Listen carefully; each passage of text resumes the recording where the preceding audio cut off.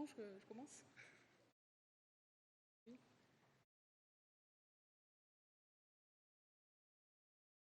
Bon, bonjour à tous. Je commence, c'est bon? Ok. Bonjour, je m'appelle Oriaëlle Chevrel et donc je suis chargée de recherche en volcanologie à l'IRD. Donc l'IRD, c'est l'Institut de recherche pour le développement. Et du coup, vous savez tout ce que c'est parce que Madame Verdier vous a expliqué juste avant à la table ronde. Donc voilà, et aujourd'hui, je vais vous parler de volcans et de femmes, dans le sens un petit peu la place des femmes en volcanologie. Et vous allez voir que les femmes ont tout à fait leur place auprès des volcans. Il y a en fait beaucoup de femmes volcanologues. Voilà, donc ici on peut voir cette photo pour illustrer, qui est une photo de l'éruption au piton de la fournaise en octobre 2019, prise par un collègue, et on était 3 sur le terrain. Donc Aline Pelletier, la directrice de l'observatoire, moi-même et Nicolas. Donc pour voir proportion, on est dans du 2 tiers, 1 tiers, donc on est pas mal quand même. Donc pour me présenter un petit peu, mon parcours. Donc je viens de Toulouse originellement. J'ai fait un master sciences de la Terre et des planètes solides, ça s'appelle à Toulouse. C'est pas forcément de la volcanologie, c'est plus l'histoire des planètes, de la géologie, un peu d'histoire des volcans et des magmas. Et puis en 2009, à la fin de mon master 2 recherche, j'ai eu l'opportunité d'avoir une thèse à l'université de Munich, où donc j'ai mené une étude expérimentale sur les laves martiennes. Donc là, on était entre de la volcanologie expérimentale dans le laboratoire et un petit peu de planétologie. Donc on s'intéressait à une autre planète et le volcanisme sur cette autre planète, qui n'est plus actif, mais pas si vieux que ça. Ensuite, après avoir eu ma thèse, j'ai décroché une bourse postdoctorale. Donc là, c'est 2 ans de plus, enfin 2 autres années. Et là, je suis partie au Mexique, où j'ai étudié un champ de volcans qui n'est plus actif, mais aussi récent. À la suite de ça, j'ai décroché une autre bourse postdoctorale à l'université de Clermont-Ferrand avec le LabEx Clairvolc. Donc c'est le centre de volcanologie à Clermont-Ferrand. Après 2 ans de postdoc là, j'ai eu encore une opportunité de postdoc au même endroit. Et en 2019, j'ai postulé à l'IRD et j'ai été recrutée en tant que chargée de recherche. Et donc depuis 2019, je suis toujours au laboratoire Magma et Volcan, sauf que maintenant je travaille encore plus avec des partenaires, en particulier sur l'île de la Réunion, l'Observatoire volcanologique du Piton de la Fournaise, et aussi beaucoup en Équateur avec l'Instituto de Geofísica, qui est l'institut en charge de la surveillance des volcans en Équateur. Voilà un petit peu pour mon CV, pour mon histoire. Donc cette présentation, je vais faire une petite intro au volcan. Je ne sais pas si vous connaissez les volcans ou pas, donc c'est assez général. Qu'est-ce que sont les volcans, quels sont les aléas liés aux volcans et qu'est-ce qu'on fait en recherche volcanologique et quels sont un peu les grands challenges de demain au niveau des volcans. Et ensuite, un petit peu de parcours pour comment devenir volcanologue. Vous avez eu un petit aperçu avec mon histoire, mais voilà, il y a un peu d'autres écoles, d'autres lieux. Et puis après, j'ai une petite partie statistique des femmes en sciences de la Terre et en volcanologie. Et enfin, quelques portraits de femmes volcanologues pour montrer des exemples, pour voir qu'on a nos héroïnes. Et comme on l'a dit un petit peu dans la table ronde, c'est important de voir qu'il y a des exemples, là, qu'il y a des femmes qui ont ces postes-là. Et donc, si vous aimez les volcans, ou si vous aimez la Terre, la nature, et tout ça, il ne faut vraiment pas hésiter. Voilà. Donc, où sont les volcans sur Terre? Ici, c'est une carte de la Terre où on voit en différentes couleurs les grandes plaques tectoniques. Et puis, on peut voir que les volcans, donc c'est les petits points rouges, sont situés principalement tout près de la limite des plaques, comme ici ou là, tout autour du Pacifique.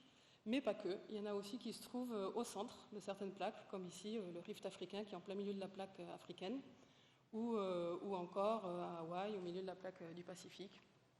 Donc, on a ce qu'on appelle le volcanisme qui est à la limite des plaques et le volcanisme intraplaque. C'est là où il se situe. Donc, le volcanisme à la limite des plaques, on peut en quelque sorte le résumer en 3 grands groupes géodynamiques. Donc, un des premiers groupes, alors je reviens en arrière, voilà.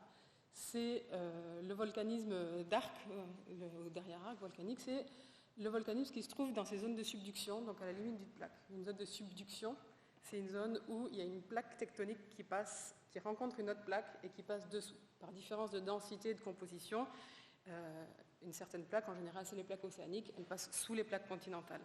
Et lorsque la plaque, encore une fois, plonge, elle va se déshydrater, elle va relâcher de l'eau, et cette eau va baisser le point de fusion du matériel qui est au-dessus, du manteau supérieur, et donc ça va le fondre partiellement. Et ce liquide fondu, donc c'est du magma, ce qu'on appelle le magma, c'est la roche partiellement fondue, va trouver son chemin vers la surface parce que c'est chaud, quand c'est à l'état liquide, c'est moins dense, donc ça a tendance à remonter et faire ce volcanisme de subduction. Ce volcanisme-là, il est souvent d'une composition qu'on va appeler andésitique, c'est assez riche en silice et ça explose. Donc c'est du volcanisme assez dangereux. Ensuite, il y a le volcanisme qui est au centre ou entre deux plaques, lorsque la croûte océanique se forme. Donc là, c'est les dorsales océaniques. Donc là, c'est de l'intraplaque, mais c'est au milieu d'une plaque. Donc c'est pas vraiment à la limite d'une plaque, mais c'est vraiment au milieu de la plaque. Ça va ouvrir et former un nouvel océan, former de la nouvelle croûte océanique. Et ensuite, on a le volcanisme d'arc continental. Donc là, la plaque océanique passe sous un continent. Ah oui, pardon, ici en fait c'était sous une autre croûte océanique. Là, c'est sous un continent et il va s'opérer la même chose. Et on va avoir aussi du volcanisme andésitique, donc particulièrement explosif. Ensuite, le volcanisme intraplaque, donc que ce soit les dorsales océaniques ou en plein milieu d'une plaque. Donc ici, on ne crée pas forcément de la nouvelle croûte, mais ça va être le volcanisme qu'on appelle de point chaud. Donc c'est le volcanisme de point chaud, on pense que la source de cette chaleur, elle vient non pas d'une zone de subduction où on va déshydrater une plaque pour réhydrater l'autre et abaisser le point de fusion, mais ici, ça va être de la chaleur qui provient vraiment de la limite noyau-manteau, donc du centre de la Terre, ou de très profond, et qui va relâcher ces bouffées de chaleur, qui va fondre le matériel au-dessus, et donc qui va remonter jusqu'à la surface. Et ce qu'il y a de particulier avec ce volcanisme intraplaque, c'est que ces points chauds sont fixes. Donc ils ne bougent pas, mais la plaque, donc la tectonique des plaques, ce sont des plaques qui bougent en permanence, elle se déplace, et ce point chaud reste fixe, et donc va laisser une trace à la surface d'une chaîne, on va appeler donc une chaîne de volcans de points chauds, comme ici cet exemple à Hawaï. Et donc au fur et à mesure, on va avoir des petites îles comme ça qui va donc former une chaîne de volcans. En général, ce volcanisme-là, il est plus chaud, parce qu'il vient de plus profond, donc il a ramené beaucoup plus de chaleur, et ça va être des compositions qu'on va appeler basaltiques, donc moins riches en silice, moins visqueuses, chaudes, et donc ça va s'écouler beaucoup plus facilement, et on va former des coulées de lave de ce type-là, les coulées de lave rouges dont on a tous l'habitude de voir en dessin. Voilà, alors des petites vidéos quand même, parce que c'est toujours tellement fascinant et tellement beau à voir, du volcanisme qu'on va appeler donc effusif, qui va former des coulées de lave, comme on peut voir ici cet exemple à Hawaï en 2018. Donc on a un point d'émission qui bouillonne, donc c'est un petit peu explosif dans le sens où il y a des bulles qui remontent et il y a des fragments qui se forment, mais principalement tous ces fragments s'accumulent, et il y a vraiment la lave, ce torrent de lave fondue, de roche fondue qui s'écoule. Et le volcanisme explosif, comme on peut voir ici le volcan de Colima au Mexique, qui là, cette fois-ci, le magma remonte dans le conduit du volcan, mais en fait il est tellement visqueux, il est sous pression, qu'il va se fragmenter, qu'il va exploser, et qui va, à partir d'une lave plutôt pâteuse, d'un magma pâteux, va se disperser en milliers de petits morceaux de cendres et de blocs. Donc c'est un peu les deux grandes familles. Par vulgarisation, on dit les volcans rouges et les volcans gris, donc il n'y a pas besoin de nous expliquer pourquoi, vu les couleurs, mais en vrai, il existe tout un panel de volcans entre les deux. Il y en a qui font un peu les deux, il y en a qui sont plus petits, il y en a qui ont des durées de vie plus longues, et ainsi de suite. Là, c'est vraiment pour vous donner une idée assez générale des volcans. Donc, pour rentrer un tout petit peu plus dans la chimie et la physique des magmas, les compositions effusives, comme j'ai dit tout à l'heure, on les trouve à Hawaï, ça s'appelait des éruptions hawaïennes, voire stromboliennes, comme qui vient du volcan Stromboli en Italie. Quoique strombolienne, ça peut être faiblement strombolien, donc c'est juste une petite éruption, et fortement strombolien, là ça va être beaucoup plus forte. Donc on va former des coulées de lave, ça va être des basaltes, donc pauvres en silice, et des températures très élevées et des viscosités très basses. Donc là, ça se déverse, ça s'écoule très vite et très facilement. Donc là, le petit schéma explicatif. Et les éruptions explosives, elles vont être de stromboliennes plutôt fort à pliniennes. Donc les éruptions pliniennes, là on a un petit petit exemple, ça va être vraiment une très grosse quantité de cendres et de gaz et de blocs qui va d'abord remonter vers la surface et puis après s'effondrer sur son propre poids. Ça remonte parce que c'est chaud, ça arrive de l'intérieur. C'est vraiment comme une bouteille de champagne qu'on ouvre, ça explose, ça monte, et puis en fait ça devient plus dense que l'air au bout d'un moment parce que ça se refroidit, et donc ça va s'effondrer sur son propre poids et former ce qu'on appelle des coulées pyroclastiques ou des nuées ardentes. Ici, on parle de températures qui sont plus faibles, même si ça reste quand même très chaud jusqu'à 900 degrés, et c'est des laves qu'on va appeler à haute viscosité. Donc je vais vous montrer quelques exemples des produits des volcans. Ces produits-là, ça s'appelle des aléas volcaniques. L'aléa, ça veut dire que c'est un phénomène qui se passe sans qu'on peut vraiment le prédire. Ici, c'est un exemple, je vais vous le remettre un petit peu, si ça marche. Je crois que j'ai bloqué le truc. Voilà. À La Palma, donc vous avez tous entendu parler, je suppose, de l'éruption de La Palma qui vient de se terminer il n'y a pas longtemps, qui était de septembre à janvier. Et donc là, on est dans une éruption de type hawaïenne astrombolienne, un volcan rouge de points chauds qui est au milieu d'une plaque, une lave qui est normalement qui est assez fluide, sauf qu'on voit ici que quand elle refroidit, elle devient pâteuse et donc elle crée des blocs. Et comme on peut voir sur cette vidéo, il n'y a pas eu de mort, il n'y a pas eu d'accident très fort au niveau des personnes, parce qu'en général, les coulées de lave, on a le temps de s'enfuir. Ce sont des coulées qui, même si on s'imagine toujours que même si elles sont considérées très fluides, finalement, elles ne vont pas très très vite. Donc on a le temps d'évacuer, surtout sur ce volcan-là, où on a vu les précurseurs, on a vu que l'éruption se préparait. Seulement, lorsqu'une coulée passe, ça détruit tout. Arrêter une coulée de lave, il y a eu des essais, c'est pas très concluant, c'est assez difficile, même si des fois on arrive à les réorienter, mais tout va dépendre du volume. Lorsqu'il y a un volume bien trop important, on peut juste rien faire. Donc là, je vous montre un exemple entre guillemets sympa, même si c'est pas sympa pour les 1500-600 maisons détruites et tout le terrain qui a été démoli. Mais il y a d'autres exemples, celui-là surtout, qui est un des uniques exemples au monde d'ailleurs, où le volcan, donc c'est le volcan Nyiragongo en République démocratique du Congo, fait des éruptions avec des laves très fluides, parce qu'il est encore plus chaud. C'est donc sur le rift africain. Et là, les laves, elles vont vraiment à des vitesses très importantes. Et surtout, ce qui se passe, un aléa devient un risque à partir du moment où il y a des gens qui sont exposés. Donc l'aléa en lui-même, s'il n'y a personne autour, c'est pas très grave. Ici, au Nyiragongo, ce qui se passe, c'est qu'il y a la ville de Goma. Il y a plus d'1 million ou 2 millions de personnes qui habitent juste en dessous. Et donc la fissure s'ouvre sur les flancs du volcan, l'éruption a lieu, et là, les laves, en quelques heures, elles atteignent la ville.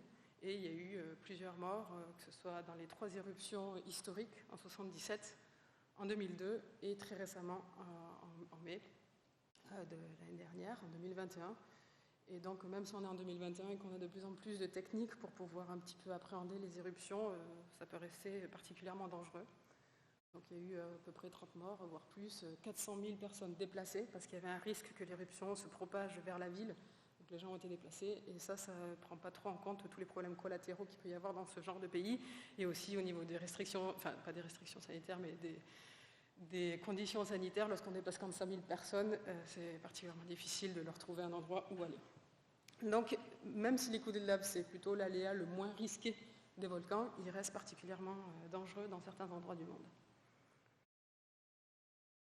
Ensuite, l'aléa là le plus dangereux, c'est ce qu'on appelle les nuées ardentes.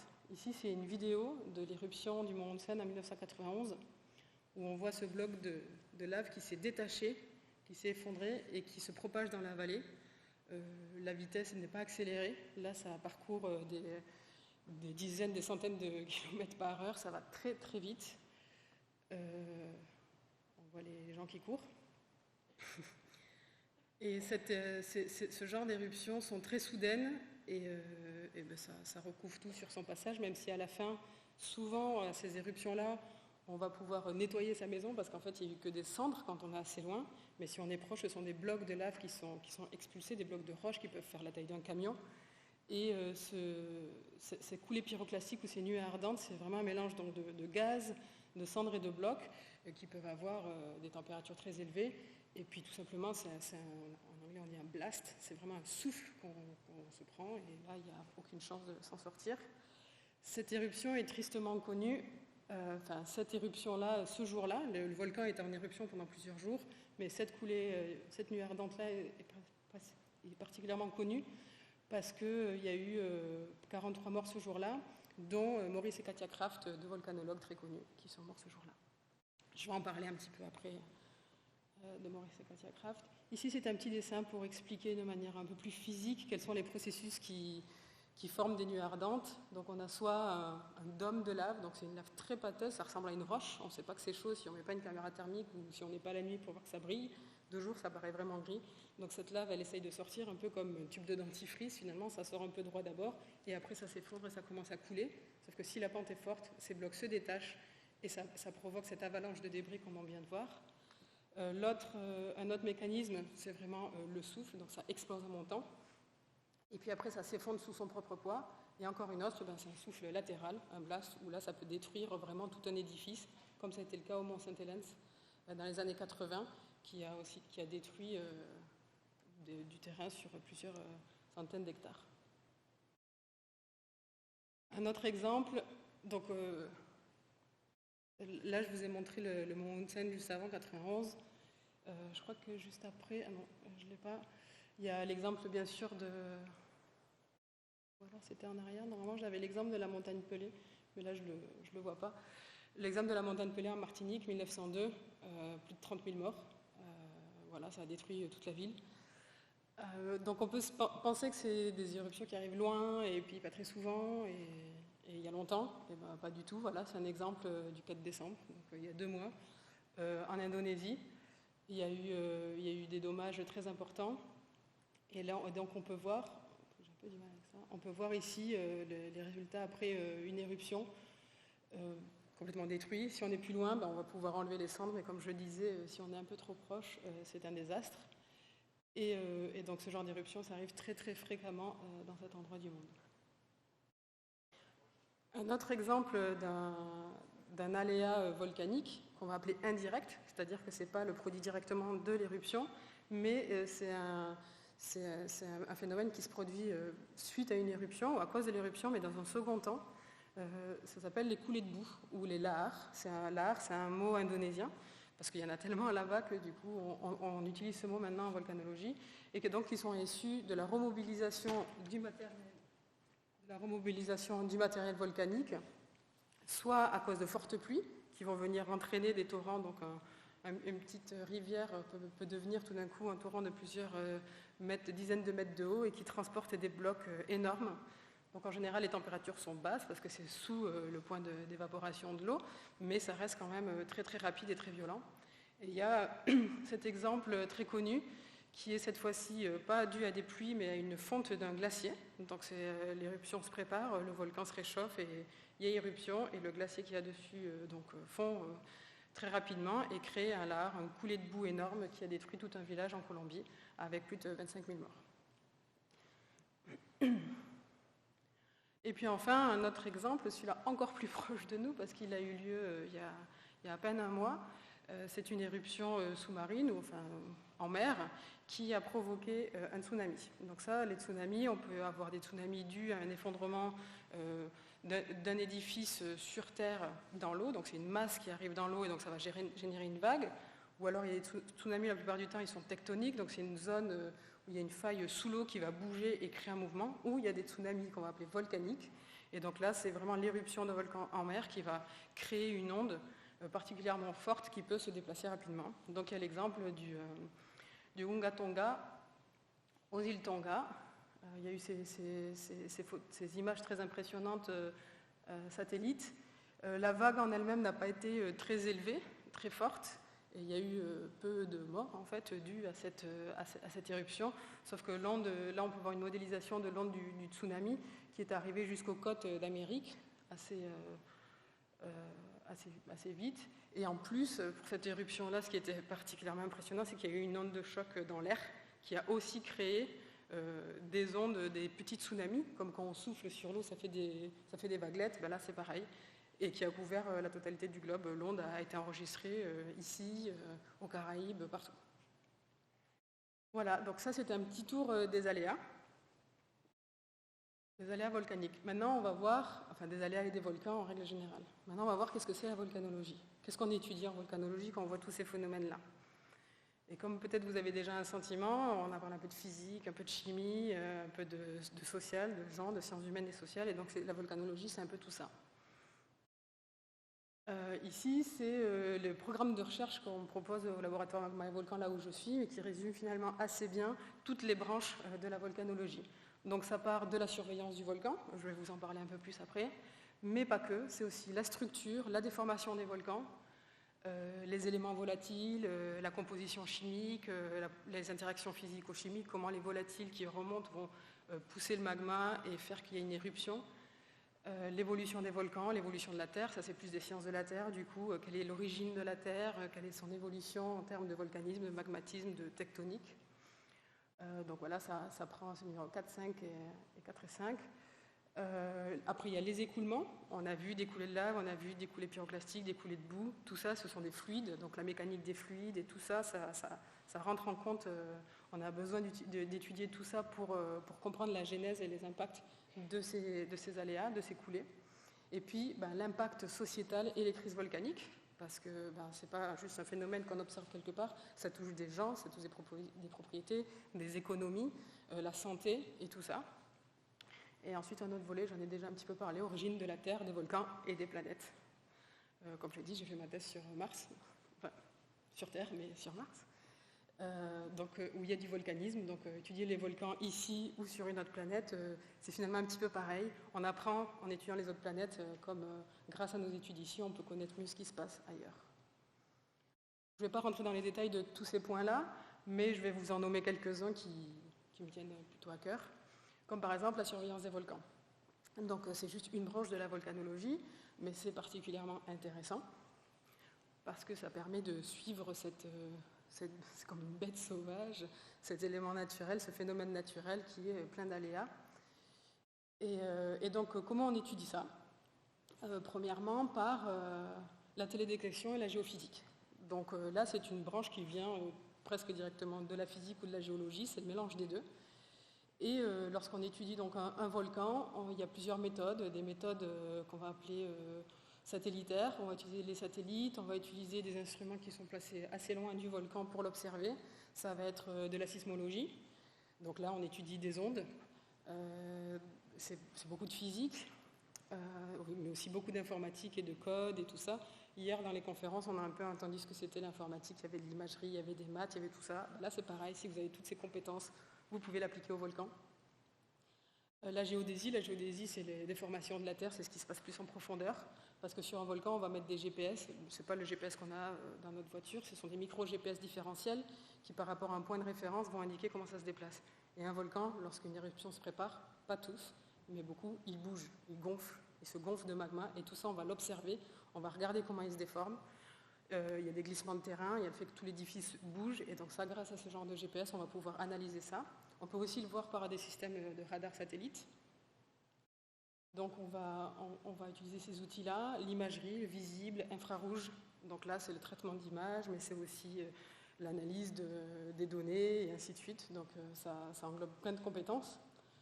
Et il y a après d'autres méthodes comme l'électromagnétisme, la gravité, la gravimétrie ou la résistivité électrique. Là, ça va être des instruments qu'on va déployer sur les flancs des volcans pour imager ce qui se passe en profondeur grâce à différents systèmes. Et donc là, ça va toucher et à la physique pure, mais aussi à la géologie pour comprendre pourquoi dans certaines zones, on a des gravités plus ou moins élevées et qu'est-ce que ça veut dire en termes de mobilité du magma en profondeur. Voilà, ici c'est un exemple un peu plus concret, comment on suit une éruption en temps réel. Lorsqu'on a une éruption qui se prépare, ça c'est un exemple au Piton de la Fournaise, qui est un volcan qu'on connaît très très bien, et en général on arrive à voir les éruptions venir, et quand une éruption arrive, on voit vraiment ce gonflement du volcan, parce qu'il y a une masse qui arrive de la profondeur. Lorsque cette masse de magma elle remonte, ou ce volume de magma remonte, il va y avoir une inflation du volcan, de la sismicité, du dégazage, et tout ça on peut le mesurer. Ici c'est un petit exemple, ce qu'on appelle un sismographe. Chaque ligne c'est 1 heure. Ici, c'était 4 heures du matin, et là, c'est 9 heures. Et on peut voir que donc, chaque ligne de couleur, c'est un sismomètre. Voilà, donc il y a une douzaine de stations autour du volcan, voire plus. Et on va voir qu'au bout d'un moment, ce sismomètre commence à bouger, il y a des événements. Donc là, c'est vraiment les séismes qui se passent. Donc ce n'est pas des choses qu'on ressent, c'est assez profond, c'est assez faible. Donc c'est vraiment nos instruments qui nous disent ça. Jusqu'à un moment, ici, où le bruit, c'est complètement bruité, tout est saturé. C'est le magma qui arrive en surface, qui devient lave, et c'est ce qu'on va appeler un trémor sismique. Et donc là, il y a éruption. Et donc ça, on peut le suivre particulièrement bien sur ce volcan-là. Mais ce n'est pas le cas de tous les volcans à travers le monde. Il y a encore des volcans qui ne sont pas surveillés et on ne peut pas les suivre. Et il y en a d'autres qui sont très bien surveillés, mais ils font vraiment ce qu'ils veulent, ils sont imprévisibles. Voilà, surveiller les volcans, c'est aussi sur le terrain. Là, on peut voir une petite vidéo d'un collègue qui, on a l'impression qu'il ne fait rien, mais en fait, il est en train de mesurer le gaz dans l'air autour de cette fissure éruptive. Donc là, on rentre un peu plus dans l'idée du volcanologue qu'on se fait, celui qui va sur le terrain et qui va toucher la lave. Mais en fait, vous allez voir que c'est une ou deux slides aujourd'hui. C'est vraiment pas beaucoup, parce qu'en vrai, un volcanologue, il fait pas beaucoup ça. Il y en a certains qui le font, mais la plupart des volcanologues ne font pas ça. Ils sont plus derrière un peu leurs ordinateurs. Voilà, donc là c'est vraiment un peu une super une vidéo que j'aime beaucoup, où on voit le volcanologue qui est allé chercher un peu de lave et qui la trempe directement dans un seau d'eau. Donc ça, c'est ce qu'on va appeler un échantillonnage. C'est encore une fois vraiment cette idée du volcanologue qui s'approche au plus près, qui va chercher la lave. Donc on est équipé. Ici, il n'a pas l'habit traditionnel, comme sur l'autre d'ailleurs, tout en aluminium. Ce sont des combinaisons de Formule 1, parce qu'en fait, les combinaisons de Formule 1 elles sont unifugées, parce que les conducteurs de Formule 1, le plus gros risque, c'est que ça prenne feu s'il y a un accident. Et donc, c'est des combinaisons qui nous protègent vachement bien lorsqu'on s'approche de la coulée. Et je ne sais pas, bon, l'autre vidéo en haut ne marchait pas, mais il n'y avait pas grand-chose à voir, juste qu'on fait aussi des imageries thermiques au plus près. Et là, on peut voir voilà, la lave avec les endroits plus froids et les endroits plus chauds qui se déplacent. Donc on va s'approcher, on va faire l'imagerie aussi sur le terrain. Ça, c'est maintenant, en fait, donc là, c'était de la recherche vraiment sur le volcan, la surveillance d'un volcan actif. Mais la volcanologie, comme je dis, c'est pas que ça, c'est aussi beaucoup de recherche fondamentale. Donc souvent, la recherche fondamentale, elle va commencer par un peu de terrain. Donc là, c'est des photos pour vous montrer que des fois, on se retrouve dans des endroits complètement lunaires. La plupart de ces photos, c'est au Galapagos. Ça, c'est à l'option de la Fournaise, et là, c'est au Mexique. Donc c'est des photos que je vous ai mis là, suivant les missions auxquelles j'ai participé. Ou pour pouvoir étudier le volcan, bon, aller sur un volcan actif c'est bien, mais il faut aussi étudier tous ceux qui ne sont pas actifs aujourd'hui mais qui l'ont été et qui vont l'être. Et donc il y a une grosse partie de cartographie, d'échantillonnage de coulées, de description d'édifices, d'observation, qui est très très fort et qui va venir nourrir un petit peu la recherche fondamentale. Mais la recherche fondamentale, c'est aussi beaucoup dans le laboratoire. Donc il y a une petite partie qui peut être un petit peu fun, où on va jouer avec des roches et les faire fondre à haute température et regarder leur comportement. Mais il y a aussi une grande partie qui va être de la géochimie, qui va être du laboratoire. On va venir faire des analyses sur les roches, sur les gaz, sur des éléments de l'isotopie, sur des éléments radioactifs, sur tout ça. Où là, on est vraiment au cœur du laboratoire et on va pouvoir définir des modèles, quantifier, avoir des codes qui sont applicables pour pouvoir comprendre l'évolution des magmas, l'origine du volcanisme et ainsi de suite. Et donc c'est une partie aussi très importante. Dans la volcanologie, comme dans les sciences de la Terre, finalement, il y a aussi une partie expérimentale, qu'on va appeler volcanologie ou pétrologie expérimentale, où on va faire des expériences. Donc là, c'est une expérience juste, voilà, on fond un caillou à l'air libre, mais il y a beaucoup d'expériences qui se font aussi dans des presses qui vont permettre d'atteindre des pressions extrêmement importantes pour recréer les conditions un petit peu à l'intérieur de la Terre, à plusieurs mégapascales de pression, voire des gigapascales, pour là faire évoluer un roche, un échantillon et recréer une cristallinité et les conditions en profondeur pour essayer de comprendre comment la Terre évolue, comment les planètes ont évolué et ainsi de suite. Donc voilà, c'était des exemples pour vous montrer ça. Ici, c'est une cellule en clume diamant, ça s'appelle. C'est donc entre deux diamants, parce que le diamant, c'est un des cristaux les plus forts qui ne se casse pas. Et donc là, c'est une image, mais en gros, cette chambre-là, ici, où il y a le petit échantillon entre deux diamants, ça fait un demi-millimètre d'écart. Donc on va travailler des choses très très précises, très petites, pour pouvoir atteindre des pressions très élevées. Parce que plus c'est gros, plus il faut un gros appareil. Et donc on appelle ça. Donc on a trouvé qu'en réduisant la taille des échantillons, on peut arriver à des pressions très élevées. Voilà. Donc ça, c'est la recherche fondamentale qui est extrêmement importante et intéressante. Et puis la recherche fondamentale, c'est aussi du modèle numérique. Donc ça, c'est aussi une partie Comme ça, on voit ces exemples-là, soit d'une coulée de lave, soit ici d'un tsunami, justement, où il y a un effondrement et quelle est la vague du tsunami, comment elle se propage. Donc ça, c'est quand on arrive à faire des modèles 2D, 3D.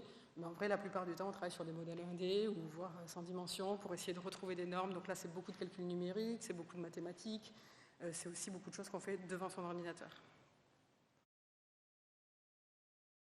Enfin, une autre partie qu'on va appeler plus recherche appliquée, ça va être quelque chose qui va servir, qui va être opérationnel, qui va servir aux populations et au gouvernement de manière donc, opérationnelle, qui vont être des outils à gérer une crise volcanique. Donc ici, c'est deux exemples de cartes qu'on va appeler des cartes d'aléas volcaniques. Ici, c'est en Guadeloupe, et on peut voir par différentes de couleurs, donc le centre du volcan, vous avez compris, au milieu du rouge, quelles sont les zones où l'aléa est le plus élevé, donc potentiellement où les gens sont le plus à risque s'ils s'aventurent dans cette partie-là.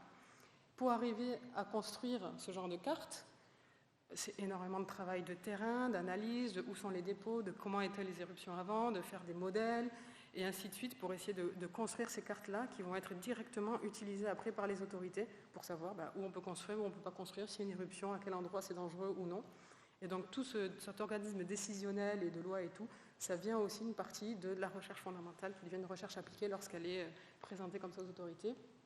Ici, c'est une autre carte qui... C'est un petit peu la même chose. Il y a un point d'émission sur les flancs d'un volcan. Donc le haut du volcan est là. Là, il y a une route. Et on peut voir qu'on peut modéliser quelle est la trajectoire en rouge où la probabilité que la coulée s'épande est le plus important. Et après toute l'air, là, en jaune, où elle pourrait s'étendre. Et donc ce genre de documents sont partagés. Les scientifiques, les observatoires en général le produisent, sont partagés aux autorités pour discuter avec eux. Et les autorités prennent des décisions. Ce ne sont pas les scientifiques qui prennent des décisions. Nous, on est là pour observer, pour donner l'état de l'art, pour donner ce que nous, on voit, ce que nous, on peut essayer de modéliser. Et c'est les autorités après qui prennent le relais pour décider s'il faut ou non évacuer, s'il faut ou non couper la route, et ainsi de suite. Ensuite, un autre pan de la volcanologie, comme j'en ai parlé, c'est un domaine qui est un peu plus des sciences humaines et sociales, qui est vraiment l'impact du volcan. Parce que, comme je disais, ce n'est pas juste quelque chose qu'on regarde et on trouve ça absolument magnifique, ça c'est sûr, mais ça a un réel impact sur les vies et sur les économies. Et donc l'évaluation du risque, comme ici on voit une carte du monde où il y a une évaluation du jaune, du moins risqué au rouge, où le risque est le plus élevé. Et on peut voir donc les parties du monde où le risque volcanique est particulièrement, enfin la menace volcanique est particulièrement élevée. Ce petit zoom là, c'est aux Antilles. Donc on peut voir que c'est particulièrement élevé dans les Antilles aussi. Mais d'autres endroits du monde, je parlais tout à l'heure d'Indonésie, voilà, le Onga Tonga qui est par là, les îles Tonga, ou en République démocratique du Congo par là, l'Amérique centrale bien sûr, et l'Italie juste à côté de chez nous qui est particulièrement aussi à risque, parce qu'il y a des énormes volcans. Donc voilà, il va y avoir les populations à risque, et ensuite l'étude de quel impact pour l'environnement, et quel impact pour les sociétés en termes de santé, les gens qui travaillent à côté ou les gens qui vivent à côté des volcans, quel est le danger de respirer ces molécules, ces cendres et ainsi de suite. Voilà, et là je vais vous présenter maintenant un petit peu, on a l'impression qu'on fait déjà plein de choses, mais qu'est-ce que c'est qui reste encore à faire? Il reste énormément de choses à faire. On peut se dire, ah mais les volcans, c'est comment ça marche? Pas du tout. Ça reste encore quelque chose qui est très difficilement prévisible, et aussi les sciences de la Terre, il y a beaucoup de choses qui se passent en profondeur. Et on n'a pas, c'est pas comme la météo où finalement on arrive à voir un orage qui arrive, ou des formations qui se forment dans le ciel. Là, on est vraiment en profondeur, et ce qui se passe sous un volcan, c'est extrêmement difficile d'imager et de le comprendre. Donc sur cette slide, je voulais juste illustrer le schéma d'une chambre magmatique, comme on se l'imagine toujours, et comme toujours, on la modélise la plupart du temps, une espèce de boule un peu en profondeur avec du liquide qui remonte à la surface du volcan. Bon, ben, depuis maintenant plusieurs années, décennies, on sait que c'est pas ça, c'est plus un système compliqué, une plomberie très compliquée entre différentes poches de magma qui prend différentes directions et qui n'est pas forcément contrôlée que par le liquide, mais par des histoires de cristallinité, de densité et ainsi de suite. Donc ça, c'est quelque chose qui est admis maintenant depuis plusieurs années, mais qui reste encore à contraindre, qui reste encore à étudier, qui reste encore à modéliser, à imager et ainsi de suite. Voilà, sur cette mise en place en profondeur et cette remontée vers la surface. Un autre challenge très important en volcanologie, et celui-là, on n'est pas vraiment près de le résoudre, je pense, c'est comment prédire une éruption. Comme je l'ai dit, certains volcans, comme le Piton de la Fournaise à La Réunion, on le connaît assez bien. On sait assez bien qu'on voit le volcan, on le voit gonfler. C'est des précurseurs qu'on dit à long terme. Donc on le voit gonfler petit à petit, jusqu'à qu'il va arriver à une limite où on sait qu'en général, là, il va commencer à péter. Et il y a des séismes de plus en plus fréquents, et donc on se dirige vraiment vers l'éruption, et on arrive à savoir, bon, dans quelques jours, il va y avoir éruption. Mais son intensité, ça, c'est quelque chose qu'on n'arrive pas vraiment à savoir. On ne peut pas savoir si l'éruption, elle va durer un jour, 2 jours, des années, on ne sait pas. Donc même les volcans les mieux surveillés, les mieux étudiés, qui ont des éruptions fréquentes, ils nous réservent encore de grandes surprises, et c'est extrêmement difficile de savoir à quoi on peut s'attendre. Donc prédire le réveil des volcans et leur intensité, c'est encore particulièrement difficile. Donc là, l'exemple encore au Tonga, où on voit ces images très impressionnantes de satellites de cette éruption-là. Il y avait des précurseurs, il y a eu une éruption quelques jours avant à cet endroit. Donc on voyait que le volcan se réveillait, mais on ne pouvait pas s'attendre et on ne savait pas qu'il pouvait avoir une éruption de la sorte. Et cette intensité très forte, personne ne pouvait la prédire. Ou ici, un autre exemple, parce que la photo elle est super jolie, de l'éruption au Chaiten, au Chili, qui, pareil, il y avait des signes précurseurs, il y a eu une éruption, mais finalement, ça a fait un boom assez violent et on ne pouvait pas le prédire. Enfin, un autre grand challenge de demain, donc j'en ai parlé un petit peu, impacts environnementaux, sanitaires et économiques des éruptions sur les populations. C'est maintenant depuis pas très longtemps non plus, mais ça commence à être quelque chose que les gens étudient de plus en plus. Là, on est un peu plus dans l'interdisciplinaire, on va regarder la biologie, l'environnement, la santé et des gens. Donc il y a des biologistes qui peuvent travailler ou des gens qui ont la compétence et de volcanologie et de biologie pour regarder ensemble comment les volcans influencent sur les gens. Et ensuite, ici, un tout petit schéma pour dire, souvent on me pose la question, est-ce que le réchauffement climatique font que toute la Terre se réchauffe et donc il va y avoir plus de volcans, plus de volcanisme? Alors l'effet direct, il n'y en a pas, ou on ne l'a jamais trouvé. C'est pas parce qu'il fait 1 degré de plus que notre volcan va être 1 degré de plus, mais 1 degré de plus, ça fait fondre les glaciers. Un glacier qui se trouve sur un volcan, c'est une masse. Lorsqu'on enlève cette masse, c'est comme quand on ouvre le bouchon de la bouteille de champagne, on décompresse rapidement. Donc, il y a de plus en plus d'études maintenant qui vont regarder. On sait qu'il y a un effet, mais à quelle vitesse la fonte des glaces va avoir un effet sur tous ces volcans qui sont sous glaciers, sur tous ces volcans qui sont, entre guillemets, endormis, mais qui pourraient être réveillés subitement lorsqu'on leur enlève leur petite couverture de glace. Et ça, c'est encore quelque chose qui est fortement à étudier. Donc voilà, maintenant je vais attaquer la dernière partie, qui est un peu plus sur les femmes, parce qu'on était au congrès des femmes en sciences, j'avais envie d'en parler un petit peu plus, voilà, et sur comment devenir volcanologue, si jamais la présentation vous a éveillé des envies pour étudier ça. Donc être volcanologue, en général c'est un bac+8, donc on fait d'abord un master et puis après on se lance en thèse. Ça peut être dans plein de domaines différents. Donc en France, le seul endroit où il y a un master magma et volcan, c'est à Clermont-Ferrand. Mais ce n'est pas la seule voie. On peut bien sûr faire ce master-là, mais on peut aussi faire d'autres masters, comme moi j'ai fait un master à l'Université de Toulouse en sciences de la Terre. J'ai des collègues qui ont fait des masters en physique, en chimie, en géologie, donc, ou en social aussi, du coup, sur d'autres aspects.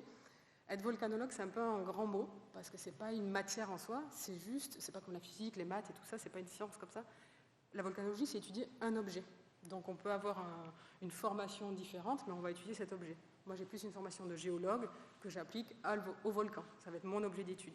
Mais j'ai des copains chimistes qui, eux, sont chimistes et étudient le volcan. Donc du coup, ils sont aussi volcanologues.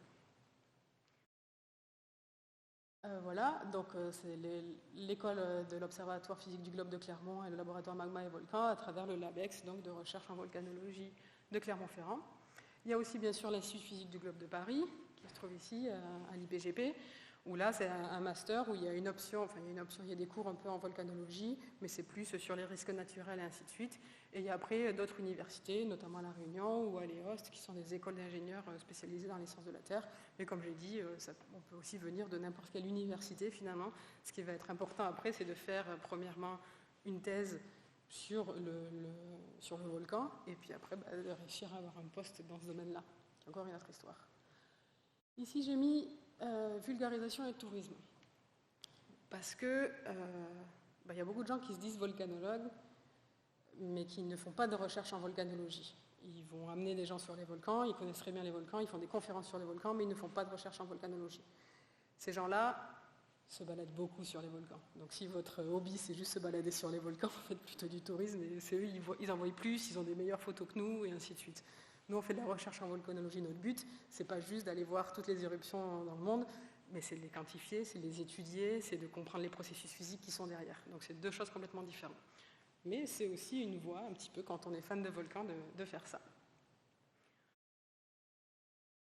Voilà, là c'est juste pour parler un petit peu du LabEx dans lequel je suis, Clairvolc. Vous pouvez voir ici les laboratoires impliqués, donc le laboratoire volcan, mais aussi mathématiques, physique, informatique, météo. Comme je disais, voilà, la volcanologie, c'est plein de choses, c'est plein de matières différentes au service d'un objet.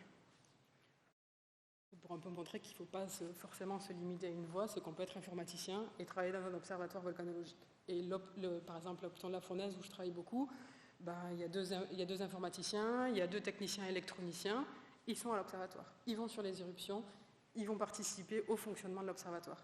Et il y a quelques scientifiques comme moi-même, mais ce n'est pas que ça. Donc eux, ils ne se disent pas volcanologues parce qu'ils ne sont pas volcanologues de formation, mais lorsqu'il faut aller sur le volcan, aller échantillonner ou quoi, ils sont quand même là. Ils sont quand même là pour surveiller le volcan et faire qu'on peut faire ce travail-là. Bon, ça c'était les exemples aussi des différents thèmes que je les ai abordés. Et le parc instrumental qui est aussi très, très large à Clermont, mais pas que, à Paris et dans plein d'universités aussi. Donc c'est tout un parc expérimental et instrumental pour étudier les volcans, que ce soit en chimie, en physique, en haute pression, haute température, comment analyser les éléments et tout. Et là, il y a tout un panel d'ingénieurs qui travaillent aussi dans ces universités, dans ces observatoires, dans ces laboratoires. Donc ils ne sont pas volcanologues non plus, mais ils travaillent dans les sciences plus techniques pour pouvoir faire ça. Enfin, un petit mot sur la place des femmes. Là, c'est un petit graphe de statistiques au BRGM. Le BRGM, c'est le Bureau des ressources en géologie et les mines, quelque chose comme ça. Donc c'est vraiment l'Institut de géologie français. Et donc on peut voir qu'au niveau, on en a parlé longuement pendant la table ronde, donc je ne vais pas trop m'attarder là-dessus, mais on n'est pas encore à une parité. Ça, c'est des chiffres de 2018, donc c'est un peu vieux et je pense que ça s'améliore. Voilà, on est 45-55 au niveau des effectifs, et puis on peut voir clairement que plus on monte, donc quand on va vers en bas, HDR encadrant, HDR c'est habilité à diriger les recherches, donc c'est un niveau un peu plus au-dessus. On peut voir qu'on était 45% au début et ça tombe à 23%. Donc voilà, on parlait un petit peu de ce plafond de verre tout à l'heure. Donc ici, quelques chiffres concrets. Ici, les chiffres de 2020 sur la promotion, jusqu'en 2020, de la promotion master à Clermont-Ferrand, où on voit la proportion hommes-femmes. On voit une petite diminution du nombre de femmes sur les 9 dernières années. Est-ce que c'est réel ou pas? On ne sait pas. Il y en a une. Donc, il faut s'engager dans ces filières-là. Il ne faut pas hésiter à faire remonter ces statistiques. Là, c'est donc au laboratoire Magma et Volcan en 2020, où on peut voir que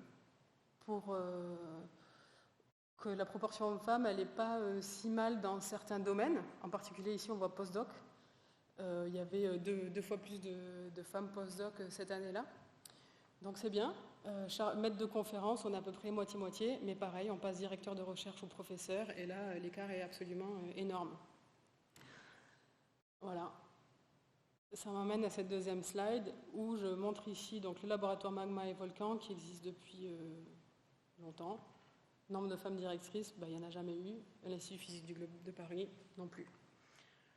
Et ici, c'est un graphe de l'IAFCI, c'est l'Association internationale de volcanologie et de chimie de l'intérieur de la Terre, c'est l'association des volcanologues à travers le monde, en quelque sorte.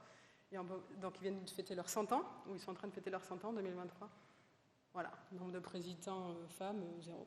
Pourtant, ça fait quand même 100 ans que ça existe. Et des femmes volcanologues, il y en a plein, et de plus en plus. Et dans le comité, ça fait quelques années qu'il commence à y avoir des femmes. Donc, c'est en train de bouger, mais on a encore pas mal de boulot à faire à ce niveau-là. Mais comme je le disais au début, il y a beaucoup de femmes volcanologues, et là je vous le dis, c'est que peut-être que les femmes volcanologues, elles n'ont pas trop envie d'être dans l'administration, mais elles sont plus sur le terrain. En 2012, les 3 observatoires français de volcanologie étaient dirigés par des femmes. L'observatoire volcanologique du Piton de la Fournaise est encore dirigé par une femme depuis cette année-là à aujourd'hui, ou depuis 2016. À l'IPGP, la directeure adjointe en charge des observatoires est donc une femme. L'Observatoire physique de Clermont a une femme à sa tête depuis quelques années. Et il y a beaucoup, beaucoup d'autres femmes directrices des observatoires à travers le monde. Donc il y en a. Et donc comme je dis, peut-être que les femmes qui sont volcanologues, elles ont besoin de plus d'action. Elles ne sont pas trop dans la direction des instituts de recherche, mais plus dans les observatoires. Un petit mot, parce que ça aussi c'est assez frappant, les médaillés en volcanologie, c'est un graphe d'une étude qui est en train de sortir juste maintenant, très très récente. Ici c'est un peu de 1 à 11, toutes les médailles en géologie, en volcanologie, dans les grands congrès, dans les grandes associations, l'association volcanologique, mais aussi l'association américaine de géologie, européenne et tout ça.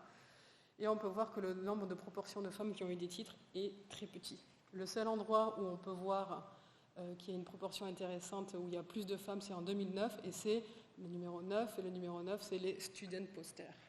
Donc bon, c'est pas non plus la médaille la plus haute, même si c'est très très bien, mais voilà, c'est les étudiants. Donc les étudiants, il y en a, maintenant il faut arriver à aller au-dessus.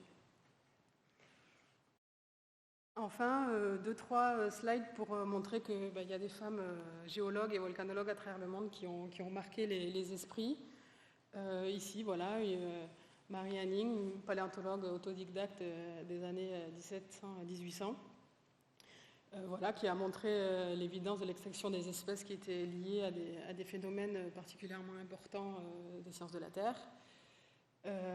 Marie Stopp, qui elle était une des premières femmes à être à l'université de Manchester, donc à accéder à un tel poste, et qui a été très active aussi dans le monde du combat des femmes en sciences. Ensuite, une femme particulièrement intéressante, et ça c'est rigolo parce qu'il y a beaucoup de gens qui ne savent pas que c'est une femme. Là c'est la Terre, donc le centre de la Terre. Chaque discontinuité ici on peut voir, donc à la limite croûte, manteau, ici manteau supérieur, manteau inférieur, manteau, noyau, noyau externe, noyau interne, ce sont des limites, et toutes ces limites elles ont des noms.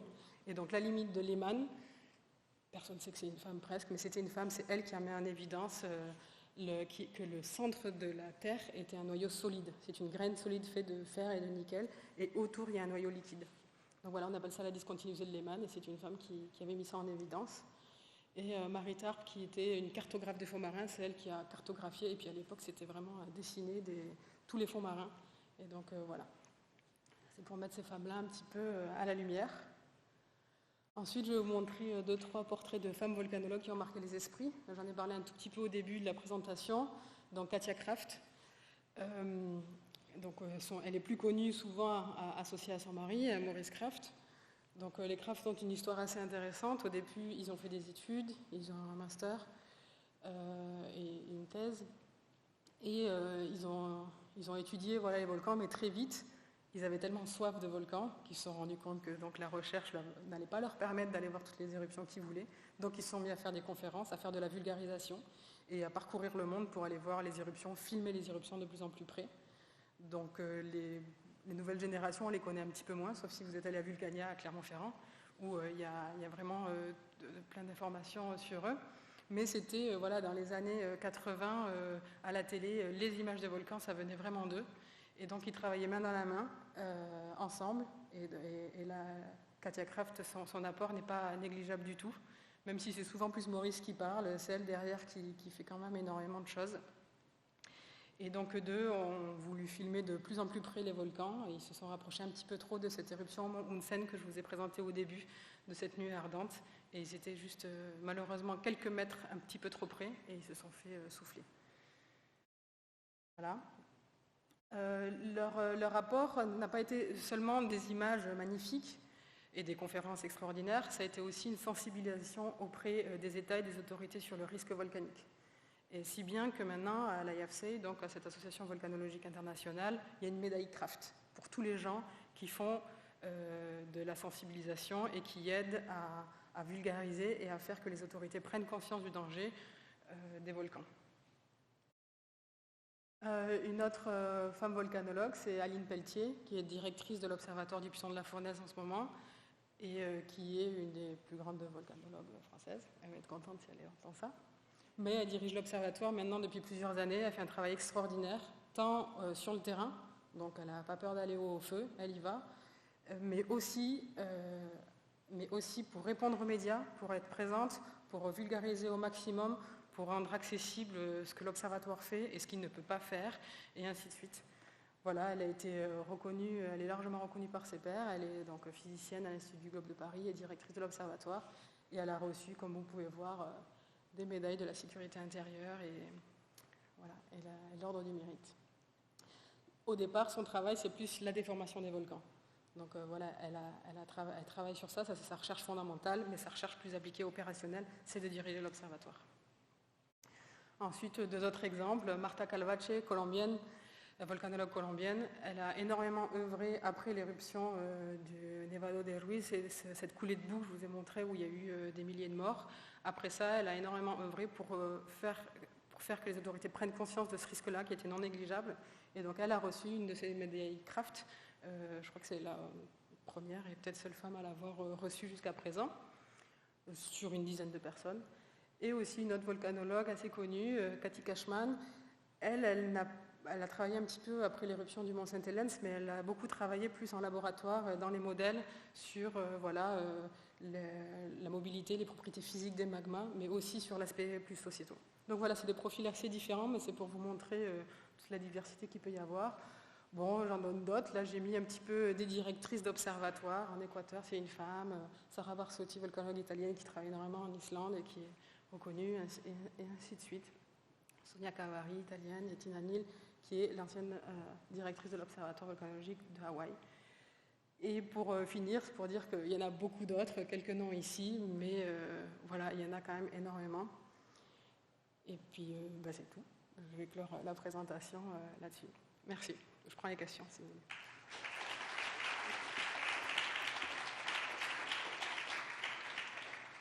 On va pouvoir passer aux questions. On pourra prendre qu'une seule question, par contre.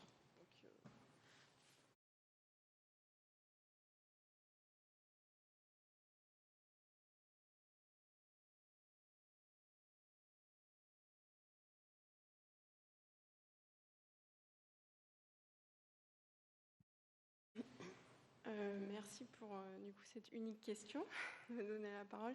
Merci beaucoup pour cette présentation.